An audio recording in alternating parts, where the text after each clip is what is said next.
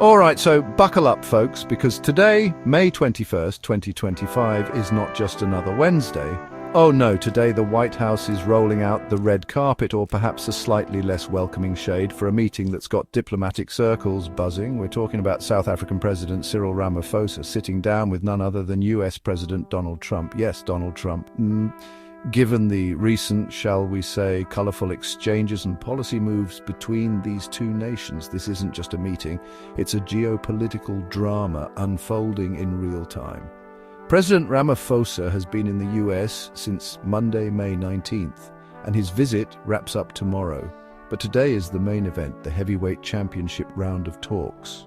This encounter is particularly noteworthy because it marks President Trump's first official meeting with an African leader since he triumphantly returned to the Oval Office back in January 2025. You know how it is with first impressions, or in this case, first meetings of a new term. They set a tone. And considering the sonic boom of allegations and policy shifts preceding this, the tone is already set to extremely loud and possibly off-key. The anticipation is palpable. Will there be handshakes? Will there be stern looks? Will there be tweets mid-meeting? Anything is possible. And that's what makes it such a must-watch, albeit from a safe distance, event. The atmosphere surrounding this summit is, to put it mildly, charged. Think of walking into a room after a massive argument where the air itself feels heavy and everyone's avoiding eye contact. That's the diplomatic version of what we're looking at. President Trump has lobbed some serious accusations, including claims of genocide, while President Ramaphosa is arriving with the express mission to reset what has become an increasingly strained and fractured strategic relationship. This isn't your standard diplomatic tea party. This is more like navigating a minefield, blindfolded while juggling flaming torches. The stakes are incredibly high for both leaders and both nations. So what exactly is on the docket for this high-stakes discussion? Well, it's a veritable buffet of contentious topics. We're talking about President Trump's explosive allegations concerning white farmers in South Africa, the subsequent US executive order that slashed funding to the nation, South Africa's controversial land expropriation laws, and sharply diverging views on international issues like support for Hamas, Iran, and the Israeli-Palestinian conflict. Essentially, it's a list of almost everything two powerful nations could possibly disagree on. President Ramaphosa is hoping for diplomacy and understanding. President Trump is, well, President Trump. This is going to be quite the showdown. Let's dive right into the deep end with the most incendiary issue on the table. President Trump's shocking allegation of genocide being committed against white farmers in South Africa. This is not a term thrown around lightly in international diplomacy. It's a word loaded with historical horror and legal ramifications. Trump didn't just whisper this, he broadcasted it, creating an immediate international firestorm and putting immense pressure on the US-South Africa relationship. This claim has become a central pillar of his administration's critique of President Ramaphosa's government, framing it in the starkest possible terms of racial persecution.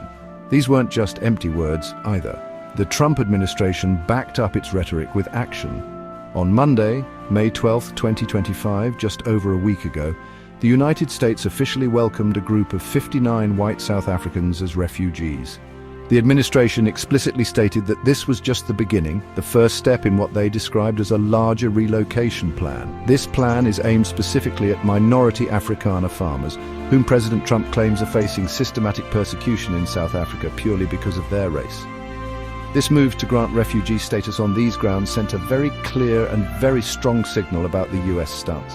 For context, Afrikaners are South Africans of European descent, primarily from Dutch, French and German settlers who arrived starting in the 17th century. They played a dominant role in the National Party, which designed and implemented the brutal apartheid system of racial segregation and oppression against the black majority. Today, there are approximately 2.7 million Afrikaners in South Africa, a nation of 62 million people where over 80% of the population is black. There are also nearly 2 million other white South Africans, mostly of British descent. Trump's focus on this specific group, tied to claims of persecution, is deeply polarizing. President Trump's accusations of genocide and the subsequent refugee program have, understandably, caused outrage and dismay in South Africa. They tap into complex historical wounds and contemporary anxieties about crime and land. The narrative of a persecuted white minority is a powerful one, and it has gained traction in certain international circles, particularly on the political right. For President Ramaphosa, heading into this meeting, directly and forcefully refuting this genocide claim is paramount. It's not just about correcting the record, it's about defending the very integrity and international standing of post-apartheid South Africa. Now, how does South Africa respond to such a grave accusation from a global superpower? With a firm and unequivocal denial. President Ramaphosa's government, through various official statements and diplomatic channels, has consistently refuted President Trump's claims of genocide against white farmers. They argue that President Trump's assertions are based on misinformation, distortion of facts, and a fundamental misunderstanding of the complex realities on the ground in South Africa. The South African government is essentially saying, Mr. President, with all due respect, you've got this one completely wrong, and it's a dangerous narrative you're pushing. The core of South Africa's counter-argument is that while the killings of farmers, including white farmers, are indeed a serious and tragic issue, they are not indicative of a racially motivated genocide. Instead, the government contextualizes these crimes within South Africa's broader struggle with high levels of violent crime. This is a problem, they emphasize, that affects all communities across the country, regardless of race or background. They condemn all murders and violent acts, but resist the narrative that white farmers are being uniquely and systematically targeted for extermination by the state or by a popular movement. President Ramaphosa's office has been very clear. The South African government does not condone or orchestrate any form of persecution against its white citizens. They stress that violent crime, including farm attacks, is a scourge that the police and security services are actively working to combat for the safety of everyone. To single out attacks on white farmers as genocide is seen as a politically motivated ploy that ignores the suffering of countless other South Africans who fall victim to crime daily. It's an attempt, they feel, to delegitimize the democratically elected government and stir racial tensions. Furthermore, the South African government has pointed out that the narrative of white genocide is often promoted by right-wing extremist groups, both domestically and internationally, who seek to undermine the country's democratic transformation. They are concerned that President Trump's statements give credibility and a global platform to these dangerous ideologies. Therefore, a key objective for President Ramaphosa during his Washington visit is to present a factual, nuanced picture of the situation, highlighting the government's efforts to address crime comprehensively and to promote national unity rather than racial division. This is a defense of their national sovereignty and their post-apartheid project. So, President Cyril Ramaphosa isn't just flying thousands of miles to Washington for the sightseeing, especially not with this kind of diplomatic storm brewing. His primary objective, as stated by his office, is ambitious: to reset the strategic relationship between the two countries. That's a polite way of saying our relationship is currently in the diplomatic equivalent of a dumpster fire, and we desperately need a fire extinguisher, or maybe even a whole new dumpster. This reset is crucial for South Africa, given the historical, economic and political ties that, despite current strains, remain significant. President Ramaphosa's strategy appears to be one of direct, firm but diplomatic engagement.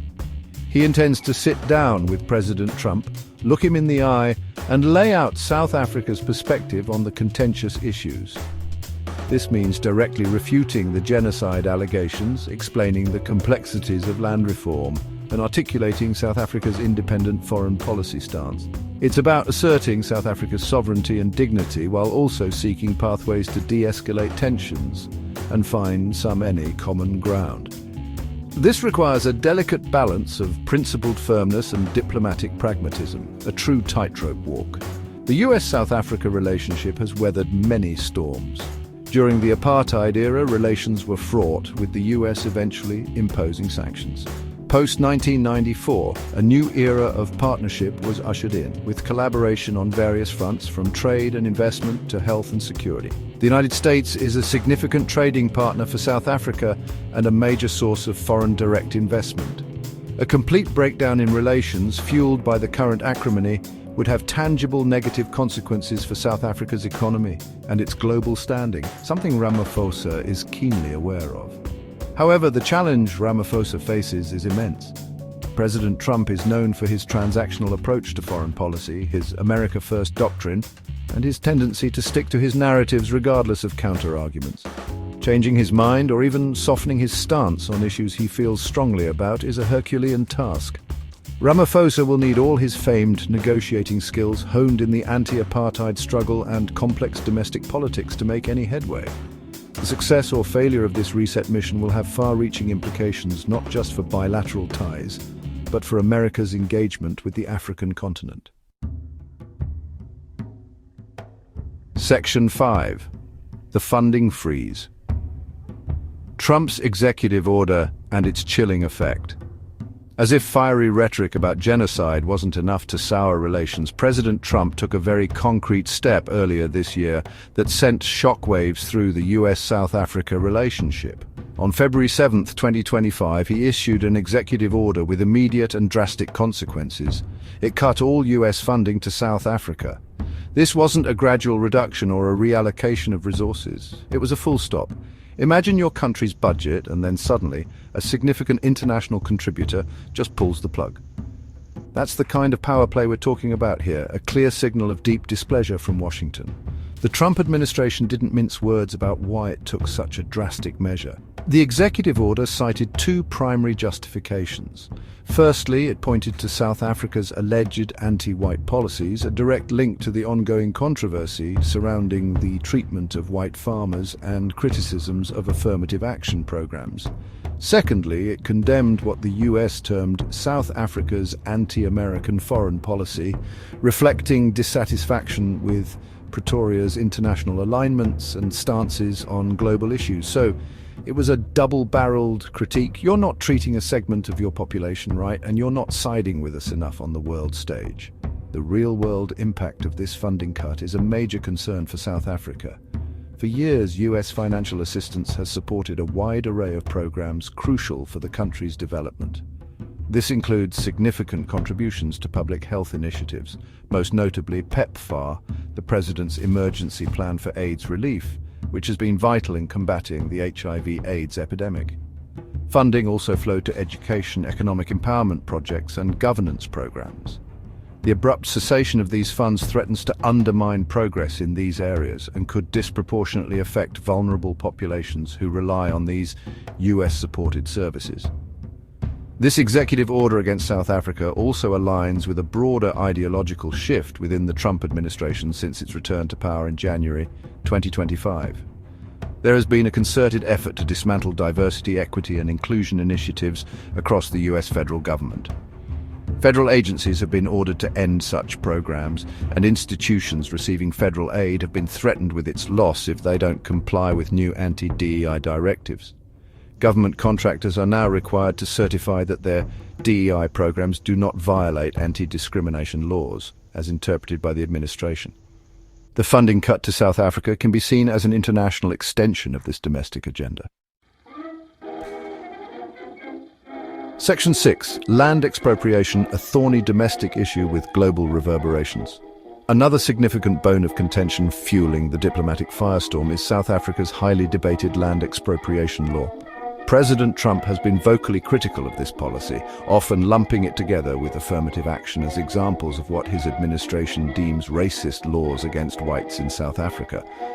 This criticism plays into the narrative of white persecution and has been amplified by conservative media outlets internationally, turning a complex domestic South African issue into a flashpoint in its relationship with the United States. It's a sensitive topic deeply rooted in South Africa's painful history. The South African government, led by President Ramaphosa, strongly refutes this characterization of its land reform efforts. They argue that the land expropriation law, particularly the concept of expropriation without compensation in specific circumstances, is not a tool for widespread land grabs from white farmers or a targeted attack on any racial group. Instead, they emphasize that it is intended to address the profound historical injustices of land dispossession under colonialism and apartheid, where the black majority was forcibly removed from their ancestral lands. The law, they state, refers to unused or underutilized land for public good. Understanding the land issue in South Africa requires acknowledging its historical context. For centuries, land ownership was systematically skewed along racial lines, leaving the vast majority of arable and valuable land in the hands of a white minority. Even 3 decades after the advent of democracy, land distribution remains highly unequal. For many black South Africans, land reform is not just an economic issue. It's a matter of justice, dignity, and fulfilling the promise of liberation. The government views the new law as a necessary, albeit constitutionally sound, mechanism to accelerate land redistribution and promote more equitable development. However, the policy is undeniably controversial, both within South Africa and internationally. There are legitimate concerns among some about its potential impact on property rights, agricultural productivity, food security, and investor confidence. Critics fear that poorly implemented expropriation could lead to economic instability. President Trump's criticisms, while often lacking nuance, tap into these genuine anxieties. President Ramaphosa faces the difficult task of reassuring international partners like the US that land reform will be pursued responsibly within the rule of law and in a manner that promotes inclusive growth rather than racial retribution or economic chaos. Section 7, Foreign Policy Fault Lines, Hamas, Iran, and the ICJ controversy. The disagreements between the Trump administration and Ramaphosa's government extend well beyond South Africa's domestic policies. A major source of friction lies in their sharply diverging foreign policy stances. President Trump has explicitly accused South Africa of adopting aggressive positions towards the US and its allies. This signals a fundamental misalignment on key international issues, where South Africa's independent and often historically rooted foreign policy choices are viewed by Washington as problematic, if not outright adversarial. This isn't just about policy, it's about perceived loyalty on the global stage. Among the specific points of contention highlighted by the Trump administration is South Africa's relationship with Hamas and Iran. Both entities are considered hostile by the United States, with Hamas designated as a terrorist organization. South Africa, drawing from its own history of liberation struggle, has often maintained open channels of communication with groups like Hamas, framing it as engagement rather than endorsement, and has also maintained diplomatic ties with Iran. From Washington's perspective, especially under an administration that demands clear alignment from its partners, these relationships are seen as undermining US interests and siding with its adversaries. Perhaps the most prominent and recent example of this foreign policy divergence is South Africa's bold decision to take Israel, a key US ally, to the International Court of Justice, ICJ. South Africa filed a case accusing Israel of committing genocide against Palestinians in Gaza. This legal challenge, rooted in South Africa's strong pro-Palestinian stance and its interpretation of international law, sent shockwaves across the globe. It was lauded by many in the global south and human rights circles, but drew swift condemnation from Israel and the United States, which viewed the case as baseless and an attack on Israel's right to self-defense. South Africa's foreign policy is often guided by its historical experience under apartheid, leading it to champion human rights, self-determination, and international law, particularly for oppressed peoples. Its stance on the Israeli-Palestinian conflict, for instance, often draws parallels with its own struggle against racial segregation. While Pretoria views these positions as principled and consistent with its values, the Trump administration interprets them as unhelpful at best and actively hostile at worst.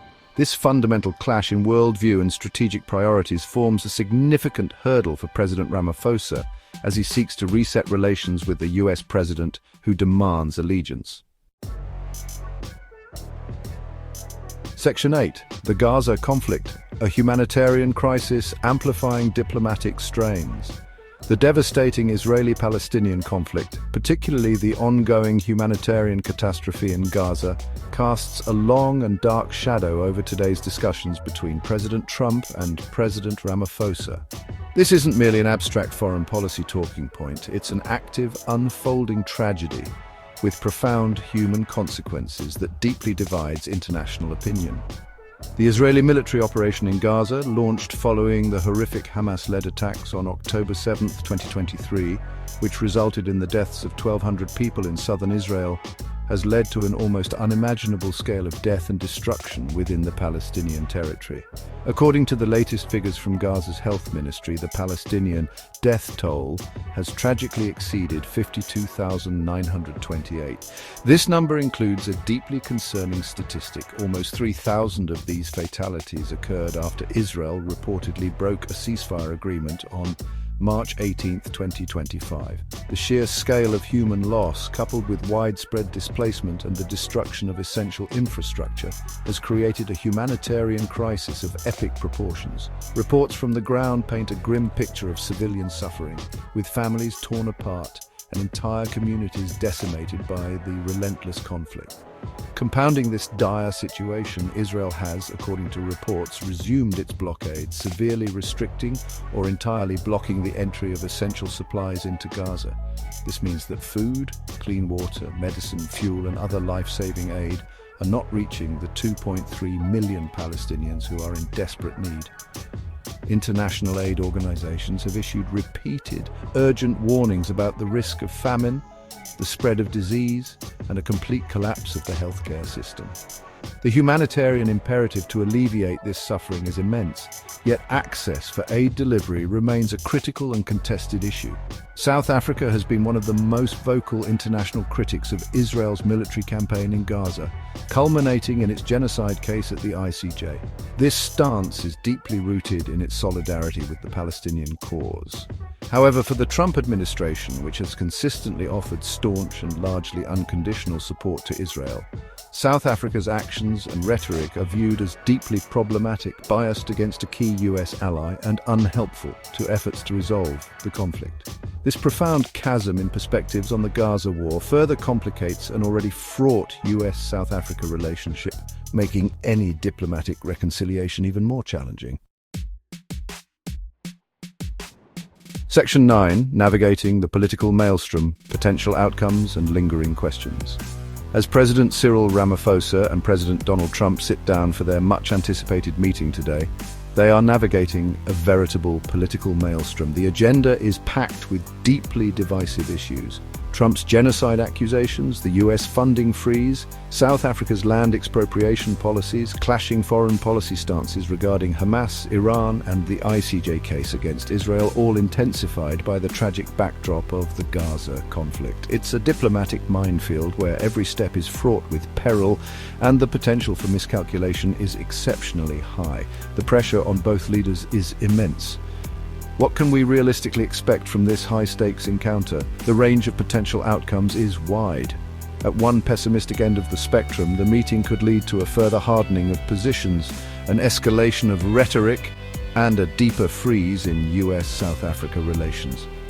Conversely, a more optimistic, though perhaps less likely, scenario could see some carefully worded joint statement acknowledging the discussions, perhaps a small concession or a commitment to further dialogue on a less contentious issue.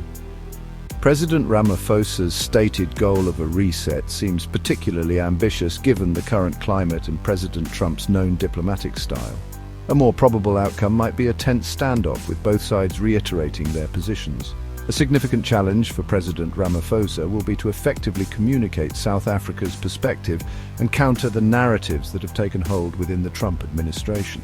President Trump is famously resistant to information that contradicts his established views, and he is surrounded by advisors who may reinforce his current stance on South Africa. Can Ramaphosa, through diplomatic skill and factual presentation, make any inroads? Or will the meeting simply serve as a platform for President Trump to reiterate his criticisms? The ability to break through preconceived notions will be key to any positive movement. Beyond the immediate bilateral implications, this meeting will be closely watched for signals about the Trump administration's broader engagement with the African continent and its overall approach to international relations in this new term. Will the US seek partnerships based on mutual respect and shared interests, or will it demand conformity to its own political and ideological agenda? The answers to these questions will shape not only the future of US-South Africa ties, but also America's role in a rapidly changing global landscape. For now, the world waits to see if any common ground can be found amidst the storm.